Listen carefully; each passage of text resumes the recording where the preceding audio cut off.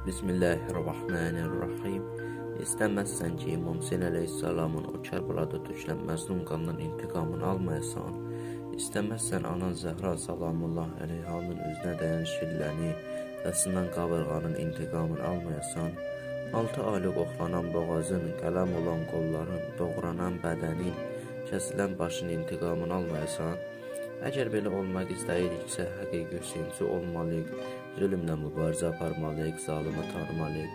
Bir məsələni qeyd etmək istəyirik ki, elə təsəvvür etməyin ki, xanım Zəhra salamullah əleyhanın qapısını yandıran və sındıran, üzünə şillə vuran kəslə bu günləri xüsusən Azərbaycanda zindanlarda işgəncə verilən o möminlərə, o ruhanilərə işgəncə verənlər arasında heç bir fərqi yoxdur. Eyni xislətli insanlardır ki, bu günlərdə zindanlarda, ümumiyyətlə Azərbaycanda möminlərə, ruhanilərə, dindarlara bu qədər sıx təzyiqlər edirlər. Necə istəyiriksə o intiqamları alaq, bizim hər birimizin boynunda vəzifədir ki, bu intiqamları alaq. Ümumiyyətlə bir söz deyək ki, hər birimizə aiddir.